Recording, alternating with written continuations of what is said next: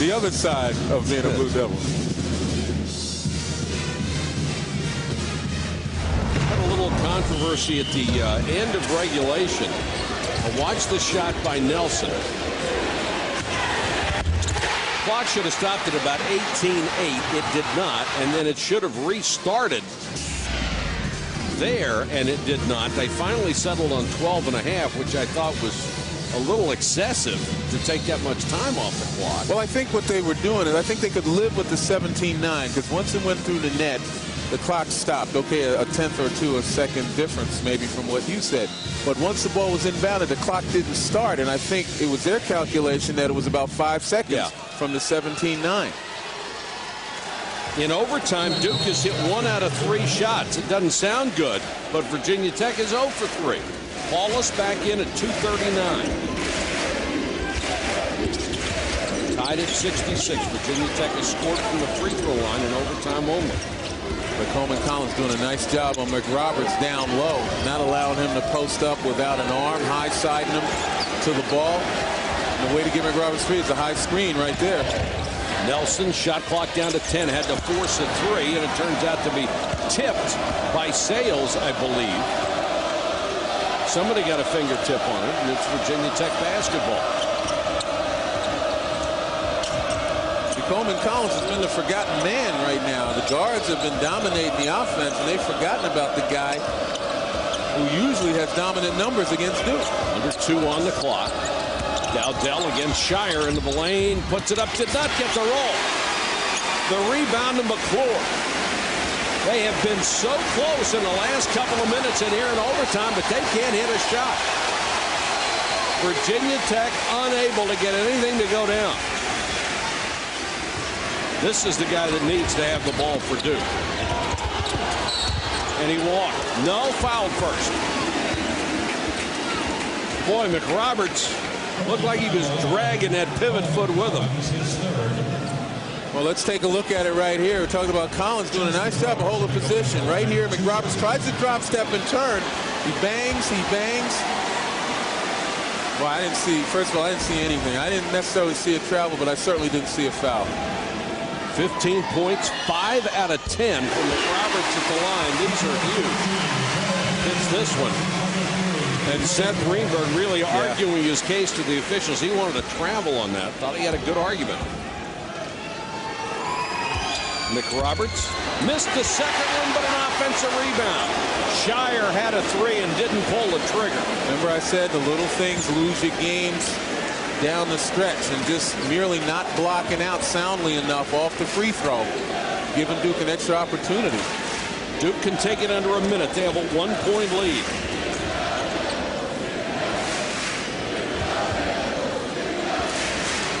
Shire in control of the offense. McRoberts with 9 on the shot clock. Shire got it back. He'll take the 3. Virginia Tech ball. Down by 1. Neither team doing much of a job in making clutch shots right now. Zabian Dowdell, and Virginia Tech wants a timeout with 43.5 seconds to go in overtime. It's one thing to be the guy who wants the ball at crunch time. It's another thing to get it and have to make a shot when you don't necessarily, you're not in good position to make it. Right, you have to deliver, and I think Dowdell and to a certain extent Gordon have felt the pressure that they have to do it alone. And particularly Dowdell, who's had about 3 or 4 shots down the stretch in regulation and early here in overtime where they were his shots, but he's not making them. What you need to do right now is continue to have them handle it, because they are good ball handlers, especially the guy who's guarding DeMarcus Nelson. Yeah. And you force him to be able to penetrate. And then don't forget about Coleman Collins. You go to the basket. I was just going to say the same thing. And Collins has done a tremendous job defensively against McRoberts. But this is the play we're all going to remember. Washington. Yikes. Right over the top of Paulus. And then Gordon, this shot. He'll remember that one. Players love stats. And that gets your shooting percentage up in a hurry when you make a couple of those. We talked about memories when we started this game. Well, there's something waiting out there. Washington's going to have one to last them forever. You get a clip of that thing going over Greg Paulus. But just warn the kids, don't try those at home. Yeah. Hey, Paulus is 6'1". It's not like he jumped Muggsy Bogues.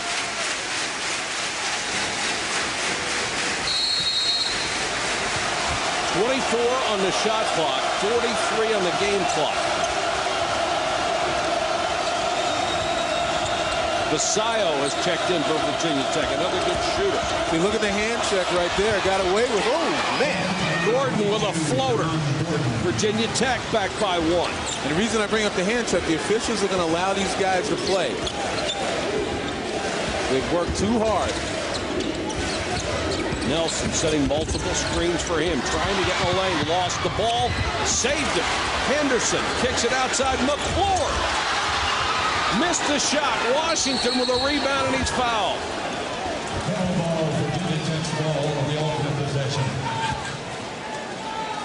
Or did they call a jump? They called a jump, and the ball will go to Virginia Tech. So now Duke has to foul with 8.8 seconds on the clock. Hokies by 1. And Seth Greenberg trying to tell his team what he wants and is going to have to take a timeout and bring him over. That's a good timeout, though. This is the last situation where you want to have any kind of miscommunication whatsoever. Not that you want to have it at all. Right. But certainly not here. Now, Dowdell is their one really good free throw shooter, and he's a world-class free throw shooter. So defensively, what do you try to do to just stop him from getting the ball in the first place? Well, obviously you want to try to at least double team and play behind, play in front to try to deter them. They'll the inbounder will take a look at him once, maybe even take a look at him twice. If you can play D on him for about 2 to 3 seconds, you force them to either call another timeout or you force them to get the ball into somebody else, and then you rush that guy. But the key right now is to play front and behind Dowdell and not allow him a clean look at the ball. Ohio State is leading Illinois early, 8-7. We'll get you there when we're done here. But this look is at overtime. Look at Shire as well as look at Dowdell. Shire's not playing Coleman College. He's not even going to play it. See, there they go. Somehow he got away anyhow. They get the ball to Basayo, and Basayo fouled with 7.5 seconds to go. Boy, Basayo made the good decision, although it was tempting. Coleman Collins broke wide open underneath, and Basayo had a chance to throw it. Basayo, who's a pretty good free throw shooter coming off the bench at 73-9, has 5 points today, has not been to the line as yet. The best he could do is make it a 3-point advantage. So it would still be a one-possession game for the Blue Devils. Well, Greg Paulus back in the ball game, and Paulus having, an un-Greg Paulus afternoon. Hadn't played much time, but Mike Krzyzewski puts him in a critical possession at the end of the first half, puts him in for a critical possession at the end of the second half, and now here at overtime with 7.5, he puts him back in. And he's got range on the shot, one of the reasons. Well, the other reason is, regardless of what kind of day he's having, you expect him to have the best judgment. That's right. 2-point lead, Basayo can make it 3. Virginia Tech has made them all from the free throw line in overtime until now. 2-point game. Ball hits Paulus right in the chops. He's going to have to take a shot, and it's a runner blocked by Washington. And it's over. Deron Washington with a tremendous defensive play stuffed the shot off the hand of Greg Paulus. What an effort. And remember, 5 starters for Virginia Tech returned from last year's game here when Sean Dockery hit that big shot. You don't think that this is redemption for them? Take a look.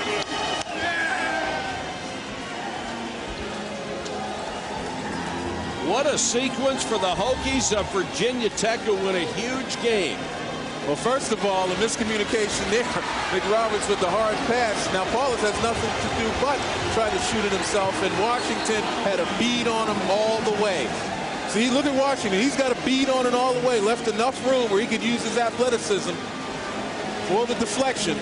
6-1 against 6-7 and 6-7 wins. Heck of a play by Washington. And a tremendous effort by Virginia Tech. They win it over number 5 Duke 69-67.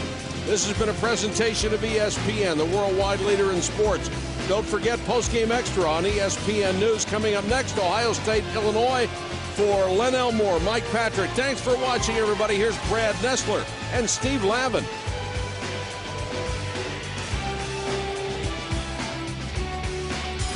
Early shake-up already in the ACC, early in the conference season. Here, Ohio State ranked 6th in the country with a 1-point lead on the road at Illinois at Assembly Hall. The Illini are so tough. With Steve Lavin, I'm Brad Nessler. Neither team shooting very well in the early going here. Well, part of that's adrenaline and nerves, a Big Ten matchup. We see the travel there on Lighty. And that happens at times when you're on the road as a young team. You've got a lot of adrenaline rushing. And on the flip side, the Illini, even though they have the home cooking, the home court, they've struggled with their confidence. The last 2 games, they've struggled offensively. As a result, they got themselves 2 L's. Coach Weber not happy with the Illini effort against the Wolverines in their Big Ten opening loss, trying to bounce back here with an inspired effort. Greg Oden checks back in for Ohio State. Offensively, he's 0 for 3. He has intimidated some people trying to go down in the paint like Pruitt is right now. But Pruitt goes around him and scores. Sean Pruitt with 4. The Illini's first lead of the afternoon.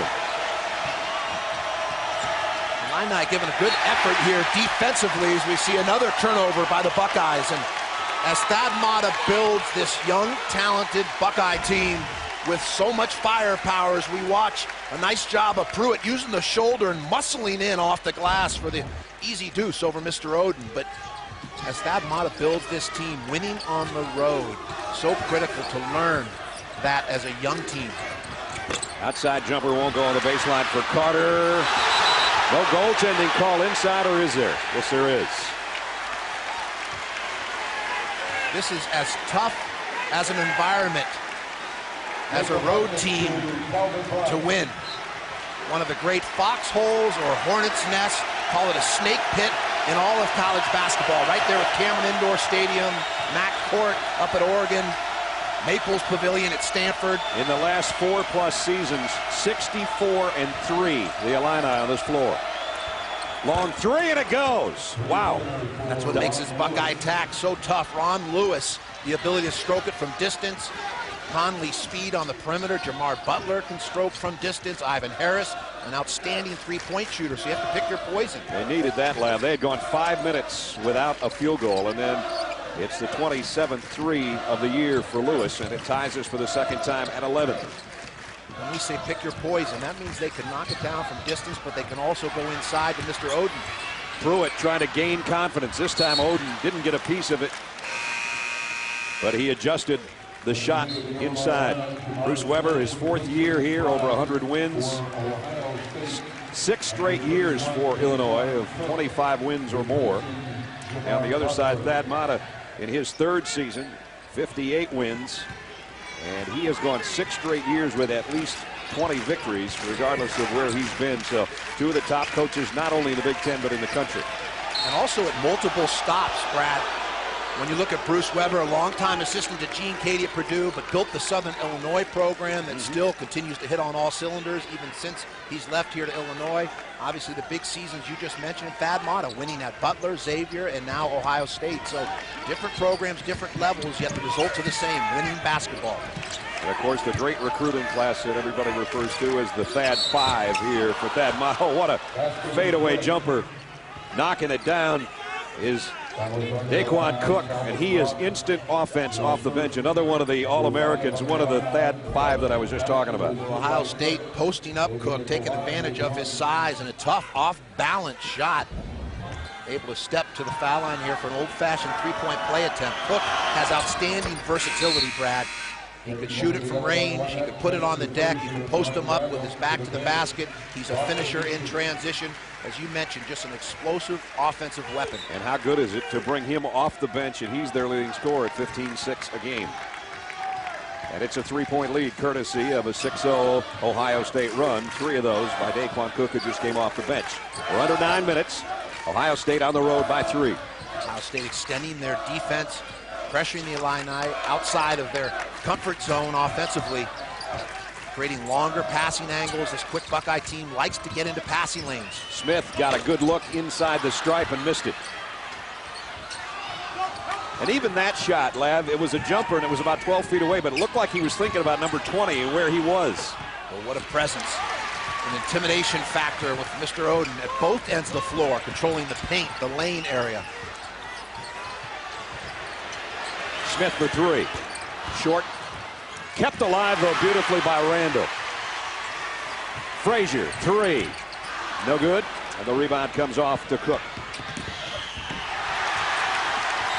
And a nice job defensively getting back by Jamar Smith to knock it away. Greg Oden still working on his conditioning. We'll see in stretches where he seems to labor a bit, and that's natural with the number of practices he missed early in the year. But as his mental and physical conditioning improve, the Buckeyes will become an even better basketball team than they are at this stage of the season. Ryan Carwell, another big guy, freshman at 6'11", checks in. As Steve was mentioning about the versatility and the depth for Illinois as far as their big guys, and you can keep people out of foul trouble that way. So Carwell is in there right now. Smith says, whoa, had it blocked by Oden. I got to give Smith credit. He went right to the rack. Oden picks up his 27th block shot of the season. 7:55 remaining first half. Ohio State on the road, leading by 3. Coach Henson in the house, part of an alumni group back for this game. 423 wins as the Illinois head coach here in a Final Four appearance in '89. Welcome back, everybody. Brad Nessler and Steve Lavin. Big test, Lav, for both these teams. Under Bruce Weber, Illinois has never lost 3 games in a row. They got a 2-game losing streak right now. And here's the number 6 team in the country, Ohio State, with all the young guys. So a good matchup. No doubt. I expected the Illini to come out on fire with great intensity, and they have, at the defensive end, done a nice job collectively on helping against Mr. Oden. Then offensively, the struggles continue for the Illini, but we expected this effort out of Bruce Weber's squad. He was so disappointed with their effort against the Wolverines in the opener. Matter of fact, he missed his post-game radio show because he had a 40-minute lecture to this Illini team in the locker room following that loss. And he kept the Illini away from the media the rest of this week as well. So that was a little different stroke for Coach Weber. A team that's 12-4. 0-1 in the Big Ten. The Buckeyes, meanwhile, 12-2 and 1-0 after their win over Indiana earlier in the week. The foul inside was on Carwell, and it's going to send Ron Lewis to the free throw line.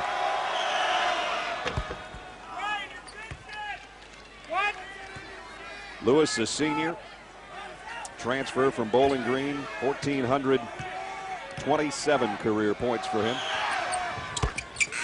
Knock them both down.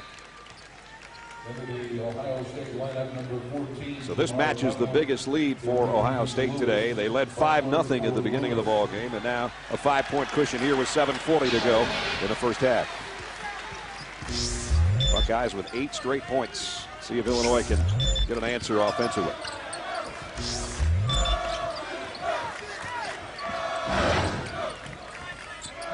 Carter's going to try a 3. Got it. That's the key for the Illini. Perimeter scoring punch. We talked about it at the outset, Brad. Because of Mr. Oden dominating the basket area, it forces opponents to be able to make shots from the perimeter. Carter, the last 9 games, averaging 16 points and 7 rebounds, and just knocked down only his 7th 3 of the year, but it sure was a big one at the 7-minute mark. Well, McBride has been struggling in recent games, one of the Illini scorers, and Jamar Smith with the injury. Frazier's been inconsistent. As we see Hunter from range showing some skills at 6'9". His first 3-pointer of the year. So you talk about a guy that doesn't take many or make many. He's telling Coach Mata, I got more skills than you realize. Oh, right back at you. Carter says, wait a minute now. Let's get into a 6'9" shooting contest of 3-pointers here. Well, we're starting to see these two teams loosen up at the offensive end of the floor and find their rhythm and confidence. And early in the game sometimes in a Big Ten matchup, because of the adrenaline, because of what's at stake, the teams will be a little uptight. There's Butler dialing up a 3. Oh, boy. We didn't have this much action in the first 12 minutes of the ball game. In the last minute and 12 seconds, it's warming up. Momentum, a fascinating thing in basketball. Confidence. Sometimes the basket appears to have a lid on it. Other times you're shooting the ball in the Pacific Ocean. It just gets bigger and bigger as a target. Does Carter take a heat check here? Nope, I guess not. He wasn't quite open enough. I'm not sure I wouldn't get him the ball, though. Here he is, turns on the baseline. That one rimmed out. Wasn't a three, that's why I missed. No, you like the fact they looked for him, though. That's heads-up basketball. Go with the hot hand. Find the players who are feeling it. Conley at the point. Over to Butler, who played the point the last 2 years. Butler penetrates. He's going to go up with it. Had it blocked, and here comes Frazier on the run. He's got Carter on his flank. And a personal foul on Daquan Cook, his first.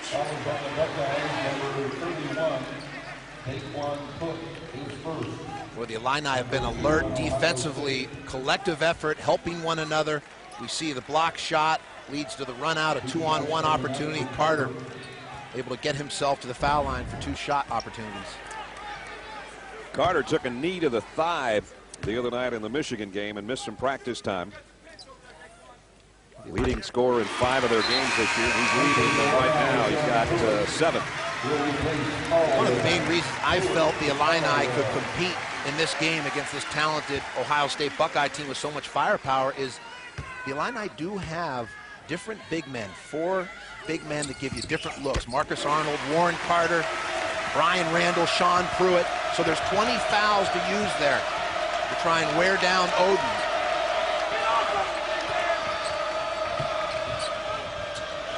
Butler for 3. Got it. His 32nd of the year and his 3rd of this game. Boy, nice draw and kick basketball. Good heads-up look by Butler here. The throw ahead. The pass faster than the bounce. Wisely kicks it ahead for the easy deuce for Conley. Mike Conley cheering on his son, who has just given Ohio State its biggest lead of the ball game. Buckeyes by 9 with 5 to go first half. They have a 9-point lead, 5:01 to go, and they are shutting out Greg Oden right now. Well, a collective effort, collaboratively. Look at the help there by Randall, an awareness, an alertness, scrapping like bees on honey, digging in on the post. But there's Oden at the defensive end, forcing the Illini to adjust their shots, double clutch, and as a result, shoot a lower percentage. Ohio That's the advantage having that big fella down there, Brad. You bet. Ohio State's on a 19-7 run, even without Oden being a scorer right now, and they lead 27-18. The Buckeyes have so many weapons, inside and out. They can stroke from distance. They can pound it down low to Hunter and Mr. Oden. Pruitt muscling his way back in. Good help by Hunter, though, on the weak side to swat it away. Hunter's the one that got the block, and now offensively on the other end, he's got room and off the glass. Well, Hunter is really coming on as a force for this Ohio State team. He came out of Hillsborough Community College. Both ends of the floor making contributions, too. He's comfortable handling and passing the ball, transporting it on the perimeter. They can slide him down low, gets down the floor very quickly, runs like a deer. Buckeyes have completely taken the crowd out of things right now at the 4-minute mark remaining in the first half. Well, this is a team that just does not have confidence offensively. Hunter with the foul. A fellow Hunter, though, doing it both offensively and defensively. Look at the big fella come help. Get that out of here. Then he fills the lane. Little drop step. Go to the glass. Easy deuce. Timeout. In the studios, coming up on the UPS halftime report, I'll be joined by Doug Gottlieb and Tom Brennan. We will break down a shocker and a thriller in the ACC. Tell you about that one. Big showdown in the Pac-10. UCLA and Oregon going at it, just 1 loss between them. Wait until you see what Arkansas is doing to Alabama. That's all coming up at the break. All right, Dave, here it's Ohio State with a big run as they have hit 7 of their last 10 shots after starting off so cold. They lead by 11, biggest lead of the ball game so far. Illinois trying to answer with a 3, and that one won't go for Smith.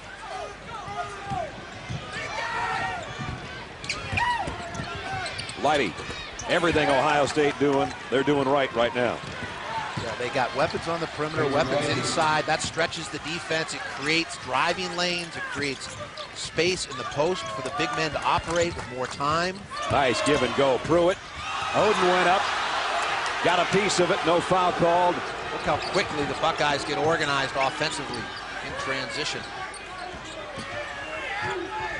Well, the one thing we've seen already, Oden doesn't have to be an offensive presence to make his presence known. That's for sure. Lewis, 3. Got it. Nothing but the bottom. Second three of the day for Lewis, and a huge lead now for Ohio State at the 3-minute mark, up 16. The Buckeyes shoot 40% from the three-point line. Big part of their offensive arsenal. Thad Matta always has teams who take advantage of the three-point strike.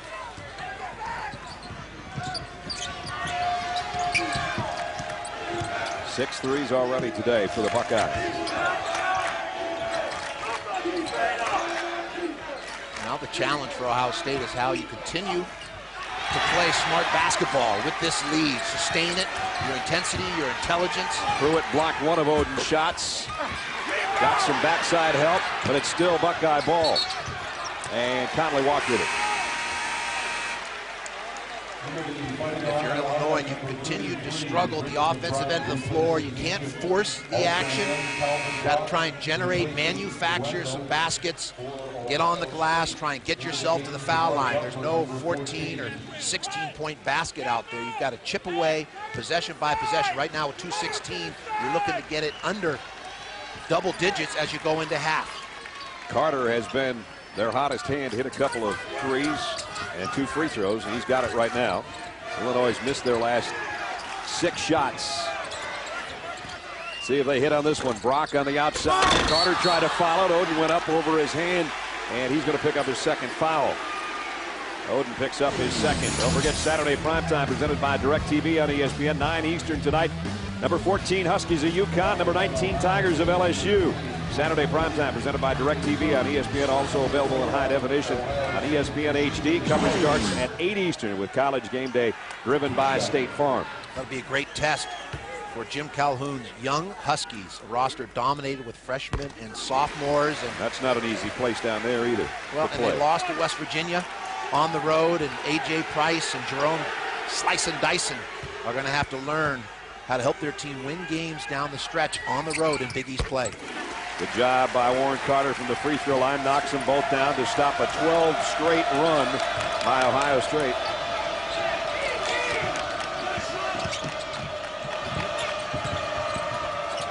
I like this lineup on the floor for the Buckeyes. It's a quick one. Nice balance of inside and out. Lewis, Butler, and Conley outside, and Hunter and Oden inside. Tremendous speed. They can extend defensively. They get down the floor in a hurry offensively.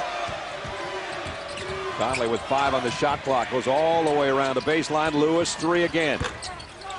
And Carter with the rebound. Conley's got that ball on a string like Marcus Haynes.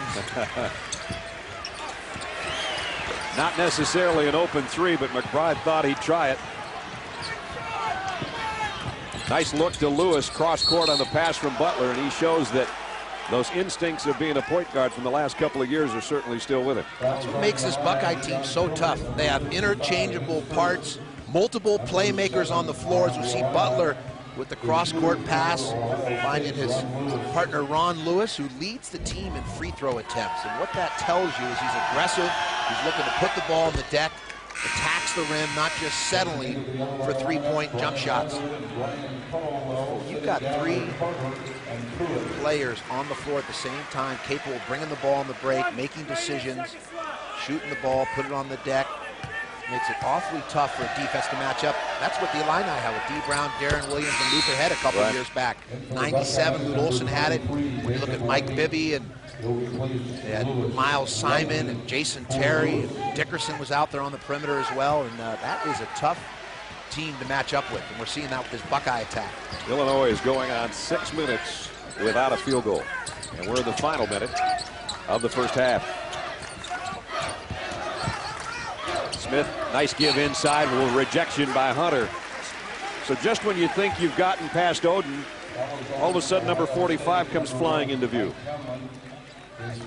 Coming into the game, Hunter had 26 block shots and Oden had 20. And we're seeing why.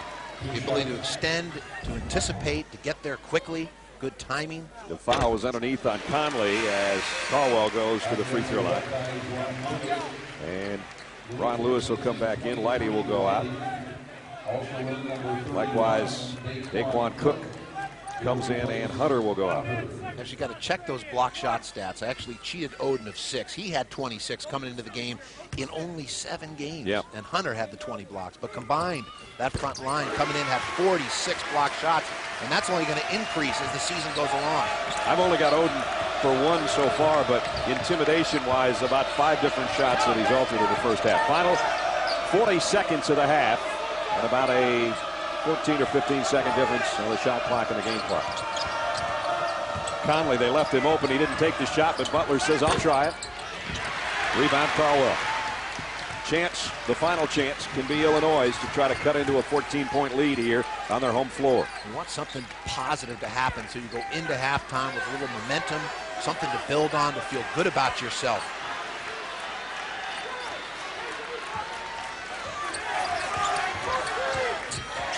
McBride looks for a pick, trying to get around Oden. Here's Smith, the 3. That would be big. It doesn't go. And the first half will come to a close right there. And it's the least amount of points for Illinois this season, and the largest halftime deficit as well. Not good for Illinois at home, trying to snap a 2-game losing streak. 36-22, Ohio State the score. Let's join Dave Revson, Doug Gottlieb, Tom Brennan on our UPS halftime report. Fellas. All righty, it is a big lead for Ohio State as the Illini in jeopardy of losing 3 in a row now, guys, for the first time in the Bruce Weber era. Dave Revson alongside Tom Brennan and Doug Gottlieb. It is the UPS halftime report. We'll hear from these guys momentarily. Let's get right into the highlights. UCLA and Oregon. The Bruins, of course, still unbeaten. Oregon just the 1 loss to USC the other night. Early first half, Bryce Taylor through the lane, hits the floater, Ducks up by 4. You know, people forget this Oregon team is a collection of very highly regarded high school talents. That's Aaron Brooks, one of the aforementioned highly regarded high school talents. Ducks up by 4. How about another one from Brooks? You know, this is not a must-win game for Oregon, but it's close. And January 6th, I guess you don't have those, but they, in the Ernie Kent era, they really need to get this one, I think. Up by 8 here when Russell Westbrook hits the tough one on the baseline. UCLA narrowing the gap, and then it's Brooks again. Well, Brooks is just breaking down Aaron Aflalo. He is too quick to defend, especially when he's playing at home. Oregon so far has had more pep in their step than the Bruins have. It's 36-30 in favor of Oregon as we wind down final 2 minutes, as you can see, of the first half. Bruins 14-0 start, their best since the 72-73 season when team went 30-0. See Brooks with 14 leading the way. Marty Lunin having a good game as well. Coming up, thrilling game at Cameron as Virginia Tech looks to avenge last year's heartbreaker at the hands of the Blue Devils. We will show you the highlights, break it down as well. And the Gators, team that crushed this Buckeyes club we're watching, opening SEC play against Georgia. That's all coming up.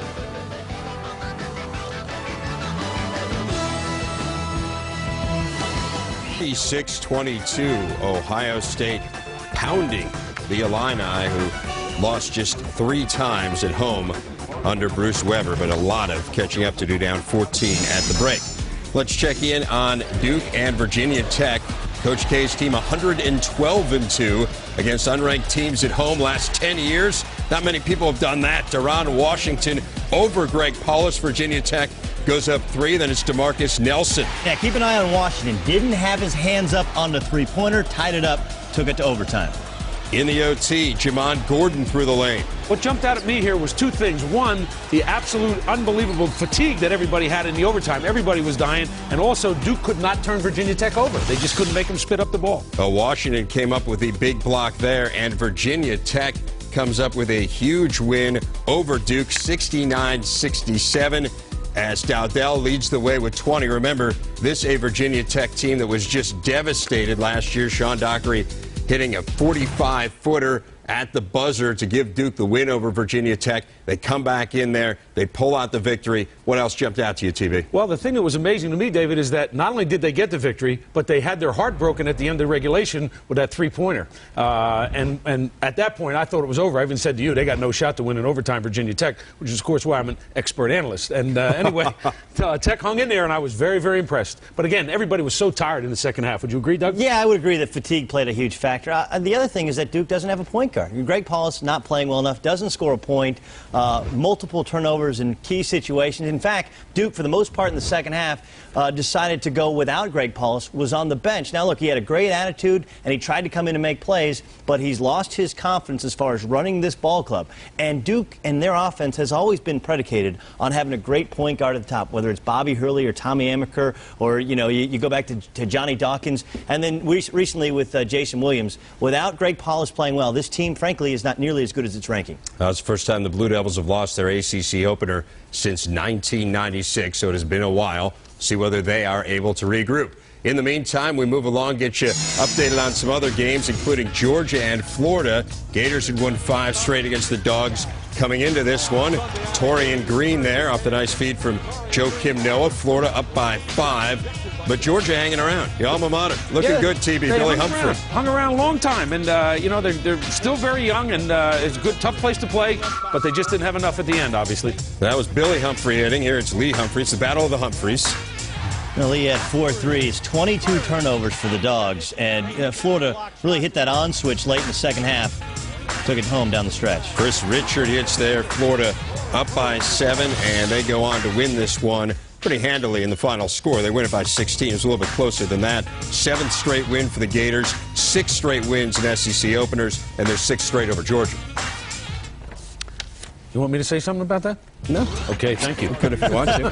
Alabama looking for its 7th straight win as they went to Fayetteville to take on Arkansas. Gary Irvin off the screen hits the 3.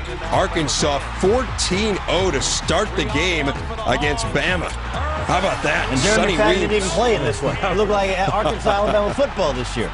As Dougie says, don't tell me you're good. Go on the road and show me you're good. Gary Irvin here. I caught all kinds of heat for not putting Alabama in my Power 16. At the half, feeling pretty good about it. That was a national outrage when you didn't put them in your Power 16. It's in my inbox. It's unbelievable. It must be. Arkansas 44-20, so absolutely pounding the Tide. Patrick Beverly already in double figures with 14. Sonny Weems with 11.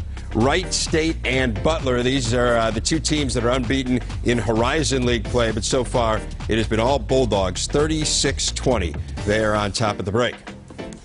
15-game home winning streak they are riding. How about Notre Dame and Georgetown? Early first half, Georgetown up by 14. DeJuan Summers hooping the foul. Hoyas by 16.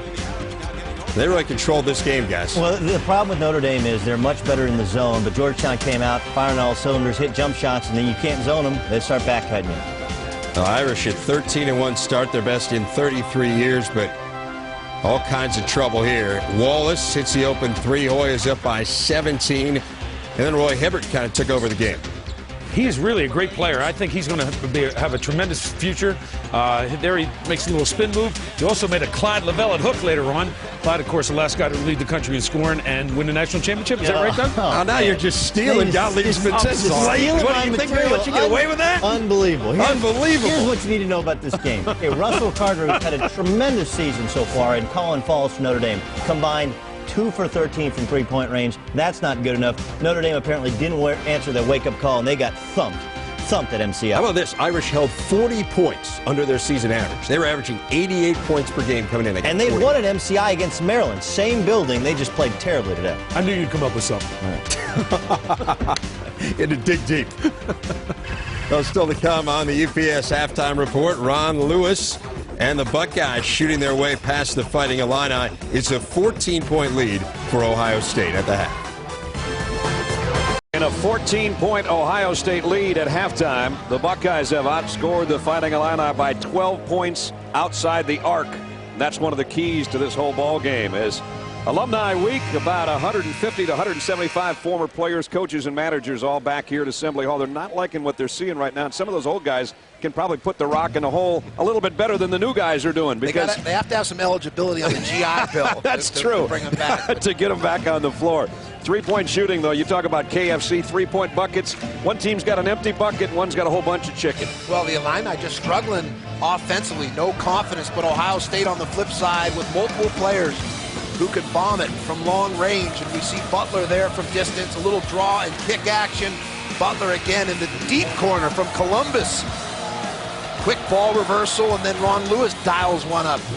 So that makes the Buckeye attack so difficult. They stretch defenses. That opens up the driving game for Conley and the other perimeter players of Ohio State. And also, when you shoot the ball well from the perimeter, it stretches opponents' defenses and allows Mr. Oden and Mr. Hunter to go to work. Give them more time to operate in the basket area. Terrible shooting by Illinois, 23%, 2 out of 14 outside the arc. In fact, they missed their last 9 shots, did Illinois, in the first half, and neither team had a field goal in the last 3:13 of the first half. So we'll see if they warm up a little bit to start their second half here in Champaign. Oden hasn't scored yet, still hasn't. Hook shot won't go. Pruitt with a rebound. Well, as Oden develops, that's going to be the key. Making skill shots at mid-range. You know, right hand, left hand hooks. That was a right-handed hook, and remember, he's playing with that soft cast on the right wrist that was surgically repaired back in June. Well, even a little mid-range jumper. We see him come up with that ball. Good hands. By the way, that cast is getting a little bit smaller every game. They cut it down a little bit again this past week. Harris misses a 3, and Oden goes down as he's pulling down the rebound. 6th rebound. Pruitt picks up his second foul, and you see the right wrist of Greg Oden. It was injured back in March. It was operated on in mid-June, and then he missed a good chunk of the beginning of the season. Trying to get that thing back. He missed the first 7 games, and he's still shooting free throws left-handed. We watched him before the ball game. He can stroke it pretty good left-handed from the free throw line. Had his hand on that rebound and lost it out of bounds. Well, when you see someone go 9 of 10 with their left hand, it shows that, number one, he has the ability to learn and adjust and adapt, but also tremendous hand-eye coordination. Plus, how much better is it going to make him when that cast is off and that wrist is healthy? Another ambidextrous player. Yep. Carter lobs it inside to Pruitt, who squares against Oden. Works up and under. Nice move by Sean Pruitt. Well, Sean Pruitt did a nice job of using his body to muscle his way to the basket. We see Randall pick up the careless foul unnecessarily 40 feet from the basket. But Pruitt here, by using his body, is not going to allow Greg Oden to get airborne, keep a shot blocker on the floor, as opposed to being able to get up and extend to block that shot.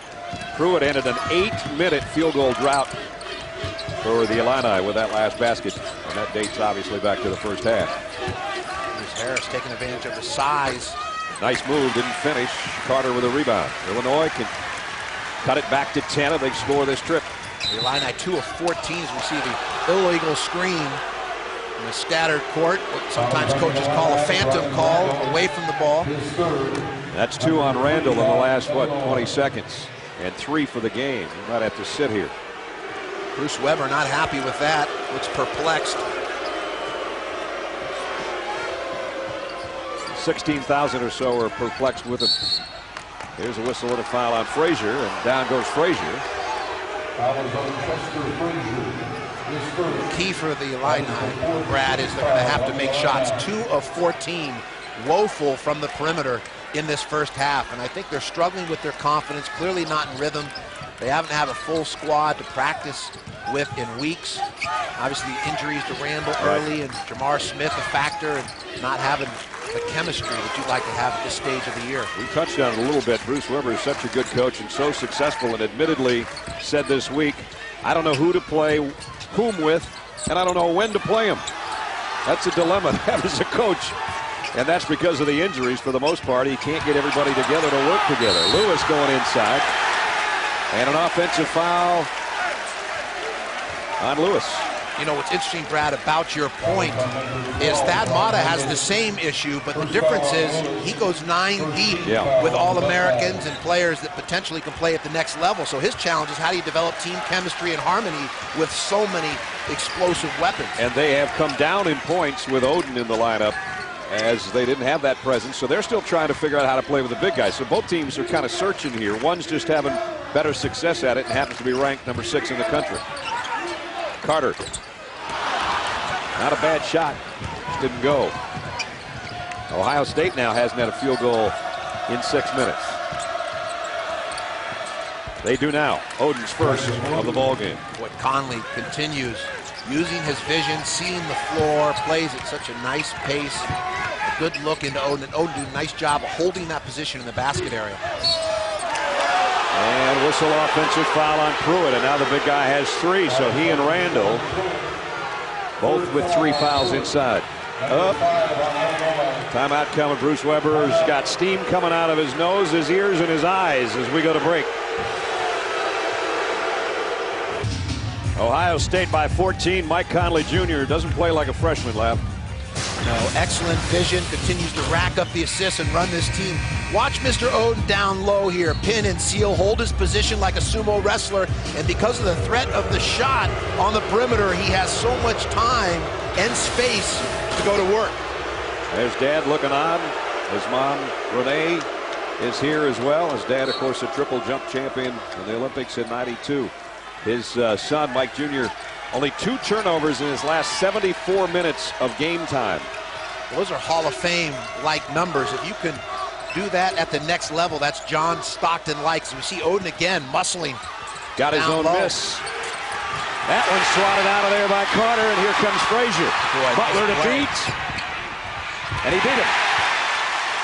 Boy, that's a big kind of 4-point swing. Doesn't seem like much, but it got the crowd back in it, and it seems to get the bench for the Illini back up. And coming off of a timeout, Brad, as well. Bruce Weber with a little passion and inspired chit-chat during that timeout with his Illini troops. Lewis to Butler. Pull up by Harris. That'll quiet the crowd. His first basket, Ivan Harris, a senior. There's a senior off of 1 bounce. Lifts the defender with that shot fake and gets into mid-range game. Still a 14-point lead, but it seems a little more expression for the Illini here, trying to get back in this ball game. Pruitt. They're working around the perimeter. Get back to Carter on the low block with a hook shot rejected by Oden, and it's goaltending. Good ball reversal by the Illini on that possession. Bodes. Well, they've cut it to 12. Still a long ways to go. 15:40 remaining in the ball game. Ohio State by a dozen. Well, Illinois only 4 points closer, but Lav on that one exchange where they stopped Oden and scored on the other end, it was big for them, I think, as far as their attitude. Well, we talk about offensive spacing. Look at the Buckeyes. 1, 2, 3, 4 players on the perimeter, which opens up this area in the basket for Mr. Oden to go to work. The threat of the 3-point shot stretches the D and allows Mr. Oden to go to work one-on-one down low, where he is a load to handle. That was his first basket, and another assist by Conley. He'll bring it across the timeline with 15:35 to go in the ball game. Pull-up jumper off the glass won't go for Cook. Chance to get it to 10 for Illinois, but they have really labored to score. Every possession's a mystery in terms of who's going to take a shot, who's in rhythm, who has the confidence. McBride tried a 3. Oden clears it. Conley all the way. Nice block by Carter. Carter's done a nice job defensively this afternoon. Smith, the 3. And they're trying a little bit of everybody, it looks like. If they had a hot hand, they go to him. They can't find one. Well, their defensive schemes have been solid. But to beat the Buckeyes, you're going to have to be able to put points on the board. Because this Ohio State team, even though in stretches, they're still trying to find themselves. They're so explosive in spurts. They'll go on a 10-0, 10-2 run. Nice feed again. Oh, knocked the glass. Conley just spoon feeds you. Like a surgeon. He just picks you apart. Came in with 92 assists to lead the Big Ten as a freshman, and he just keeps adding to that total here today. Likes to share the sugar. He orchestrates things. He's the big band orchestra leader.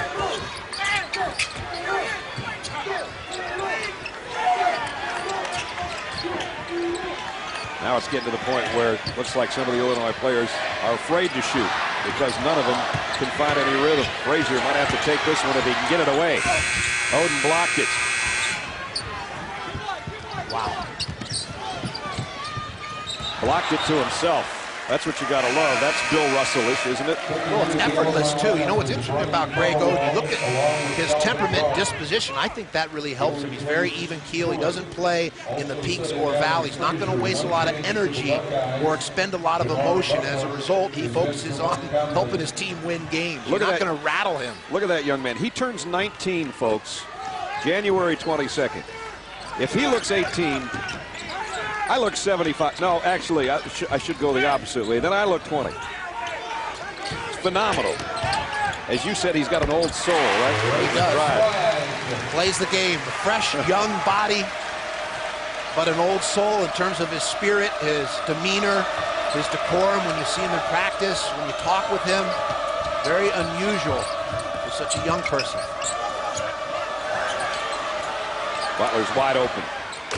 Well, you can't leave him out there. He's at 4 threes now that one drops. Well, that's why we call it pick your poison when you play the Buckeyes.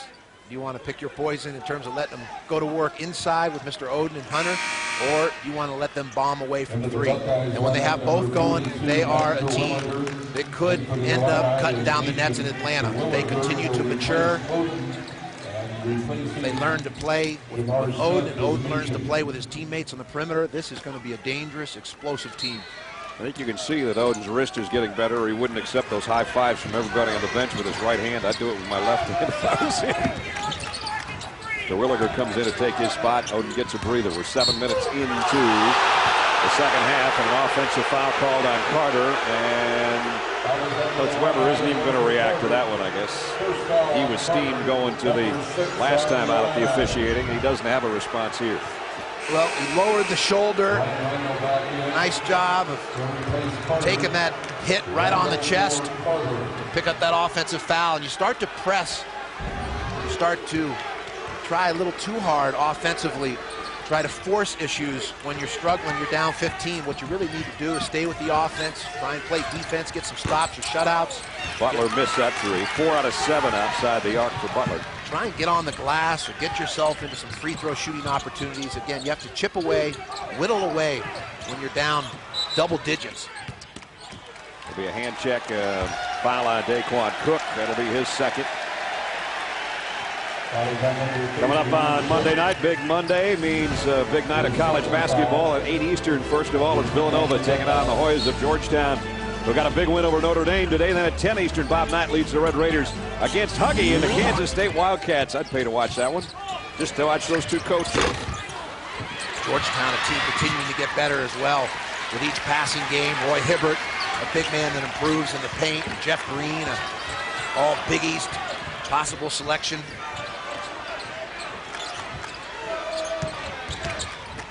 Meacham on the drive, trying to leave it to a teammate on the baseline and stolen away. Back comes Cook, up and under. Oh, what a follow by Hunter. Nice job defensively getting back there by Carwell, and it didn't do him any good because Hunter was there hunting that ball. And the biggest lead of the afternoon now, 17 for Ohio State. Well, if Hunter continues to improve and they get some productive minutes out of Terwilliger, that's going to be critical because there may be a game where Oden's in foul trouble, or if he were to ever be injured, for the Buckeyes to continue to develop Hunter and Terwilliger. That's going to bode well for them. Nice cut, just can't finish. Throws a rock off the glass. Cook, 3. Randall will bring it back for Illinois. Trying to spin his way to the baseline, did a pretty good job of it, and did draw a foul from Othello Hunter. 47-30 right now, Ohio State. Home of the corn jerkers. What's a corn jerker and what's that got to do with our game? Better stick around, we'll tell you.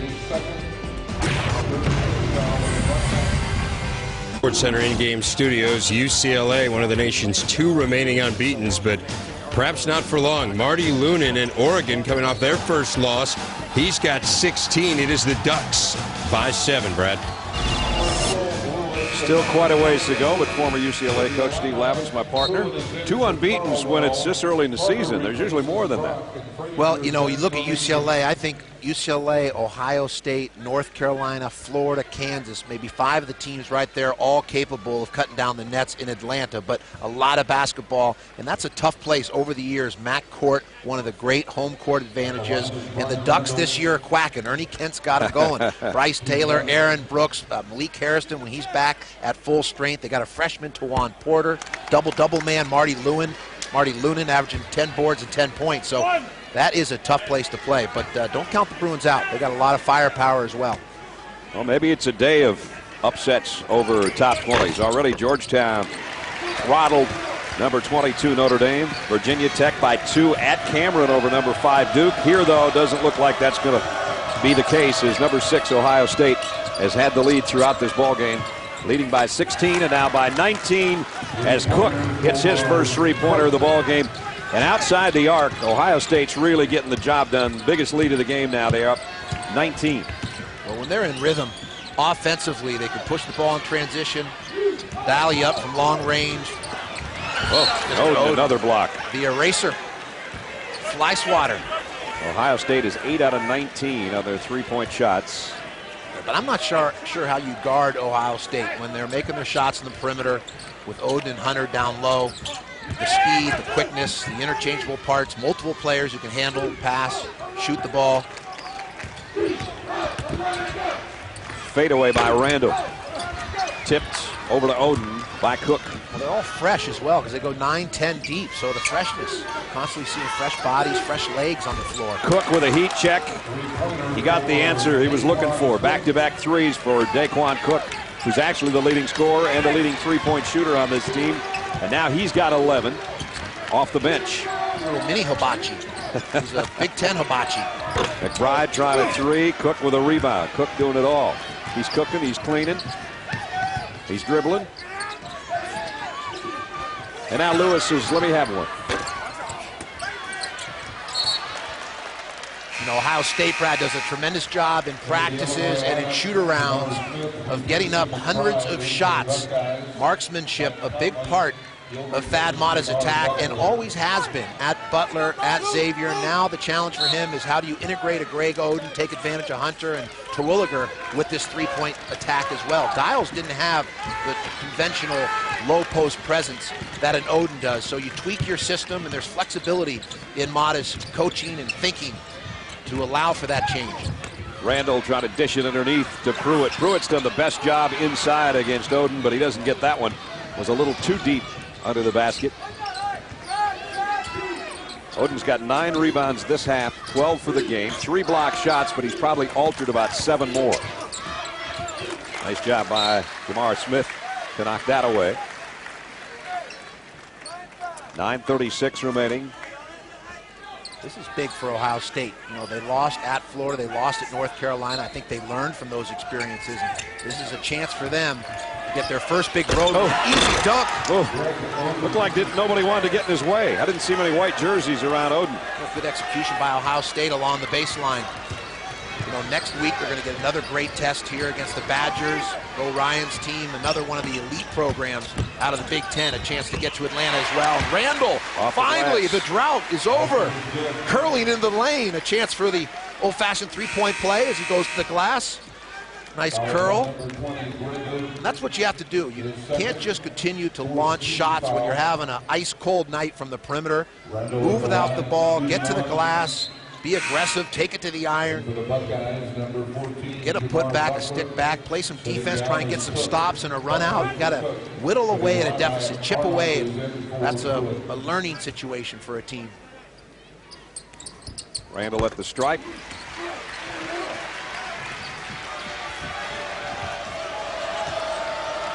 You know, Ohio State has completely neutralized this home crowd, taken them out of it. They were into it at the beginning of the game, that's for sure. And the 2 separate times early in the first half when the Illini were able to get the lead. But it's been all Ohio State the rest of the way.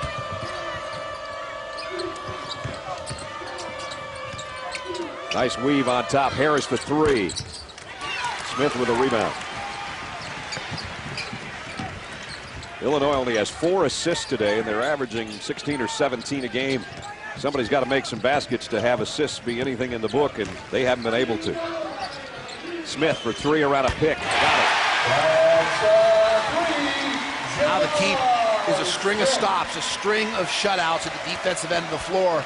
You try and crawl back, scratch, fight, and claw back into this game. That's the first basket of the ball game for Jamar Smith. Illinois is 3 out of 20 outside the arc, whereas Ohio State much better. Not on that one by Ron Lewis. The challenge for Ohio State is to not get bored when you have a big lead on the road. Younger players sometimes lose their concentration. They don't sustain energy or focus. They don't continue to execute, and you allow a team to get back into the game, build some confidence and momentum.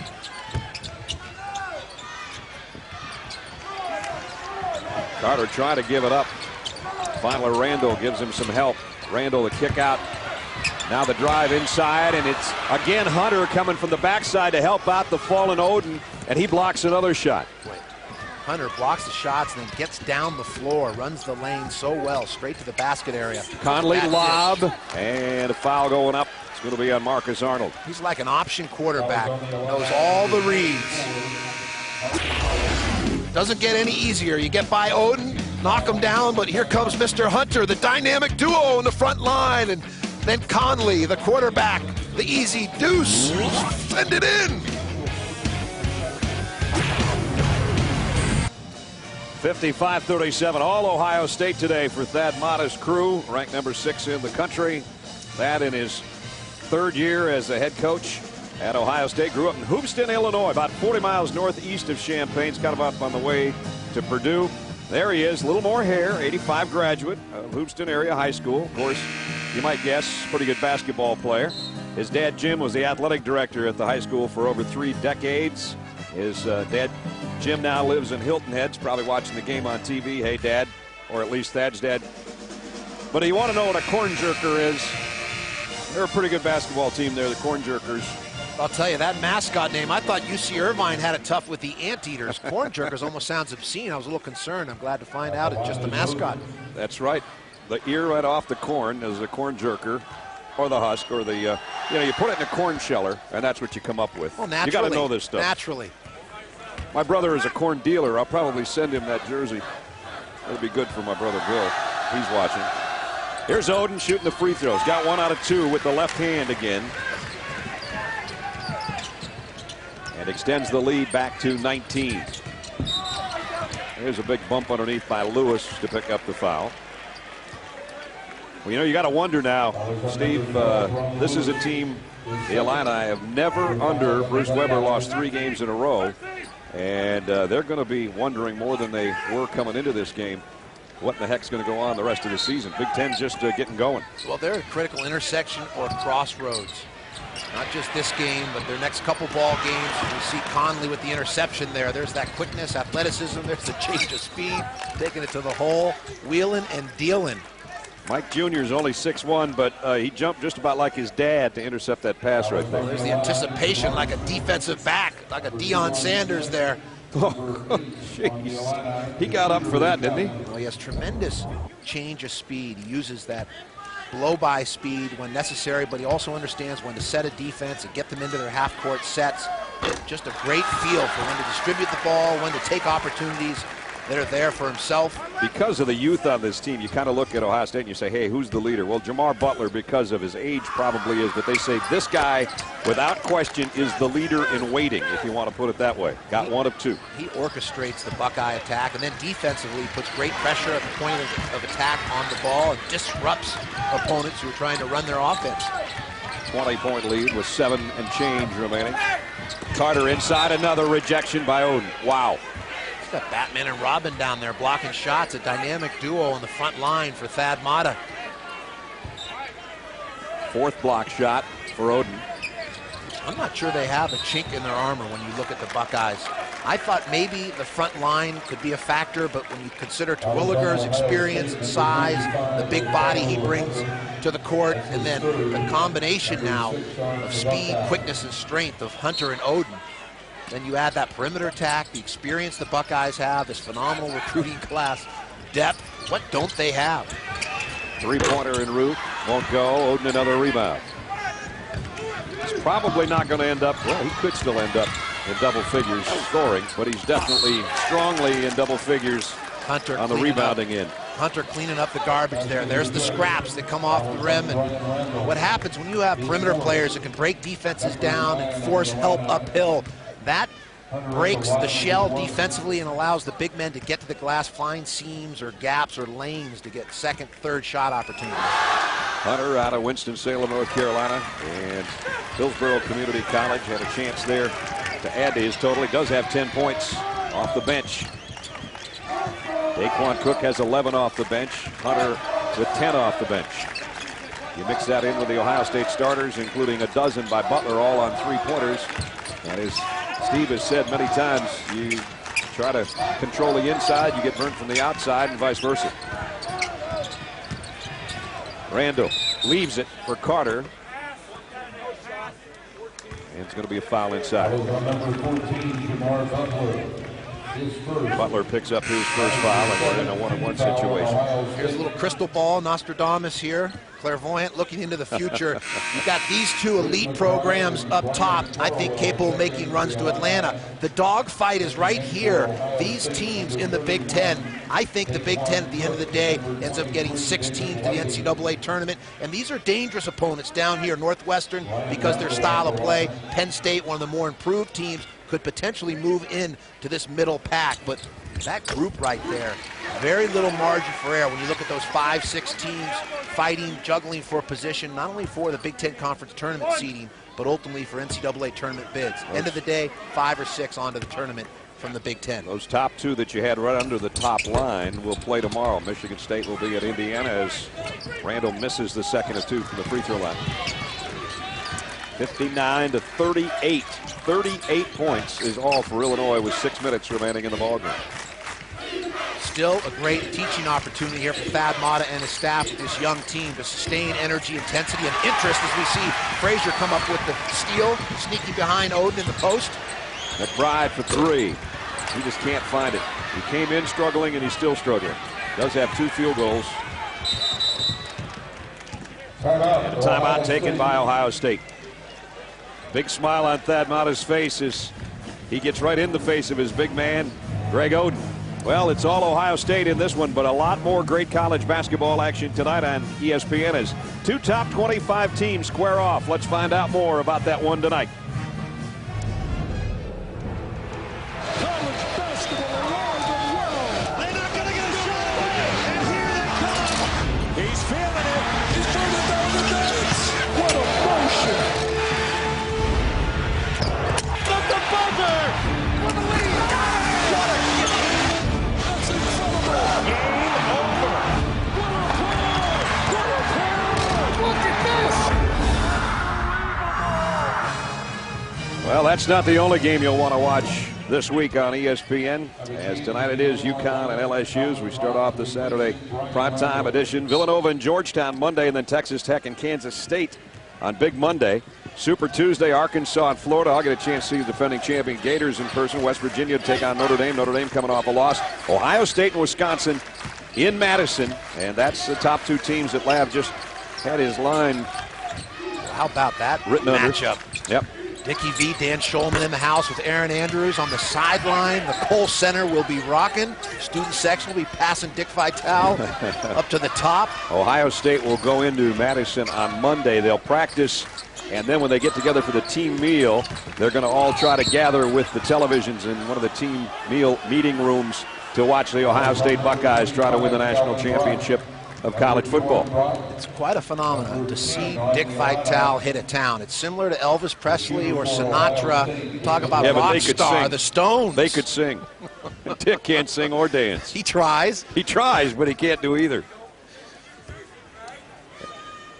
And both had more hair until Frank got older. They got to get the police escort as soon as he hits the ground off that jet. He is the rock star. Lighty missed a free throw, but Ohio State keeps it alive. He's the rock star of college basketball, okay? I'll agree with you on the voice. I give you that one. Oden not looking to the basket. Thad Matta with that timeout, instructing his team to burn some clock, understand time and score, situations in a game, and that dictates your attack at both ends of the floor. Inside to Oden, missed a jam. But I like no wasted body language. Some kids will put their head down and pout after missing a dunk like that. He just goes right. He's a great poker player. He could never tell what cards he's holding. His expression hasn't changed, whether he's blocking shots, getting rebounds, or tipping it to teammates. Looks the same all the time. John Wooden was big on that. He wanted his teams as a collective personality, then individuals on his team to keep that even keel. Keith Wilkes, Jamal Wilkes, was one of his all-time favorite players because of that temperament and disposition. Mike Warren as a point guard had that. Never get rattled. Never let the opponent know what you're thinking or feeling. As Cook comes off a nice pick, gets the easy deuce. Another assist for Conley. Yep, and 13 points for Cook, so he's closing in on his average, which is 15-6, and leads this team. They are like a well-oiled machine today. Coach Weber's Illini have just run into a buzzsaw, just purring along. Illinois only shooting 25% from the floor. Came in at 46%. Credit a lot of the defense to Ohio State, but even some of the easy buckets early, Illinois couldn't seem to find it. Conley airballs a three. And a timeout with 3.5 to go in the ball game. He doesn't have to be a big offensive presence to make his presence felt. We'll talk about that when we come back. Well, the Buckeyes hitting on all cylinders in Champaign at Assembly Hall, up 61-38, and a big reason is that man right there, Greg Oden. A presence at both ends of the floor. Take a look at the size, these two Johnny Bench size catcher mitts right there. When he extends, adjusting the game right here, blocking a shot, forcing the Illini defenders to adjust, double clutch, hesitate, smothering defense, a presence of force there, moving the feet, taking the charge on the chest. Mr. Oden. I think he can take the rest of the day off. 15 rebounds, 4 block shots, 7 points that all came in this half. And we're going to reload on the inbound in the backcourt. Size 18 feet. Big feet, Bob Lanier size feet. He's got those big hands.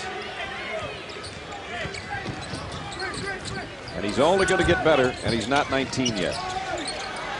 That's scary. Whistle and a foul is going to be, I believe, on Cook. Daquan Cook picks up the foul. Want to send out some get well wishes to Illinois Chicago basketball coach Jimmy Collins. Jimmy is in good condition from what we hear after surgery to repair a major abdominal artery. Former Illini assistant, and he was at University of Illinois Medical Center for that procedure. Jimmy, we hope you're feeling better. I don't know if you're still in the hospital or if they let you out yet, but I know you're probably watching the game and continuing on your recovery. We look for you to get back out there on the bench.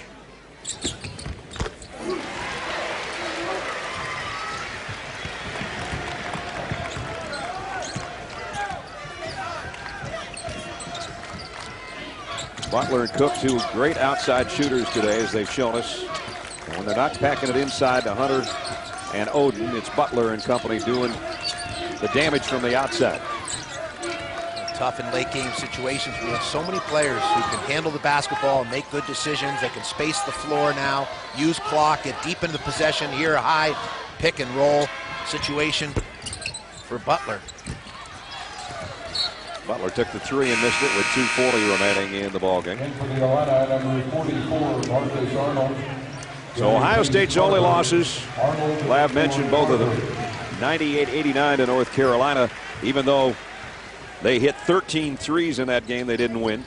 Then they got clobbered by the defending champion Florida Gators, 86-60.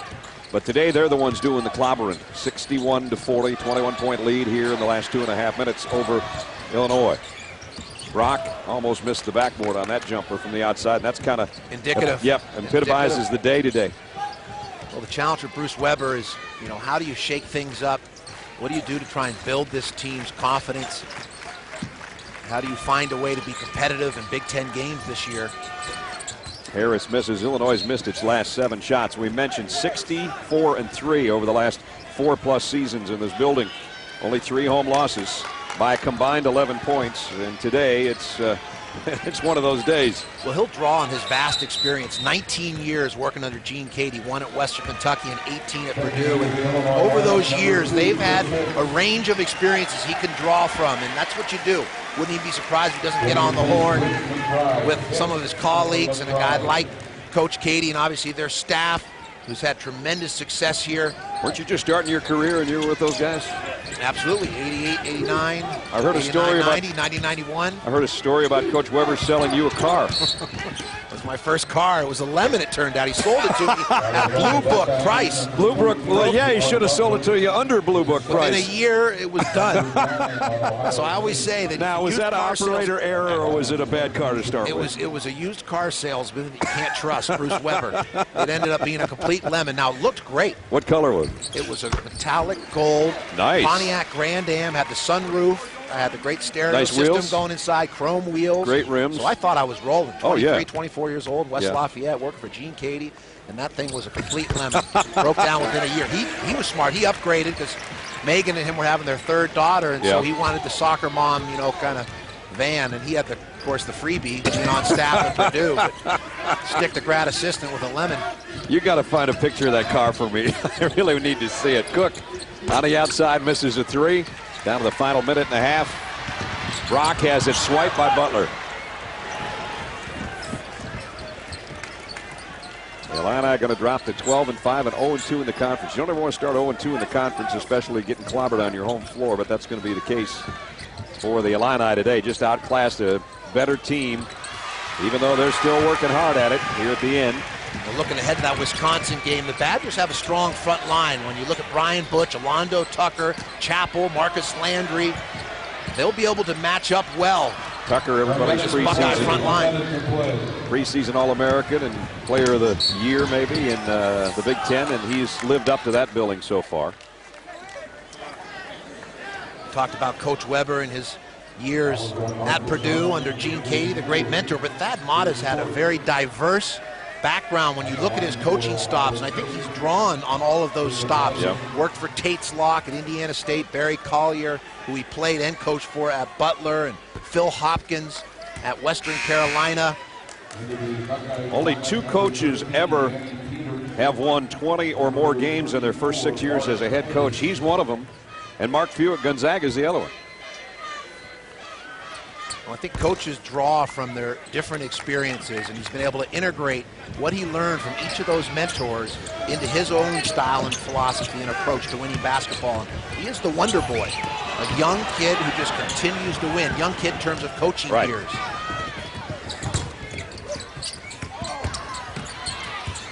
I remember sitting with him when he was at Xavier at the Skyline Chili luncheon before the big Skyline Chili ball game that they have up there every year, the Crosstown Shootout.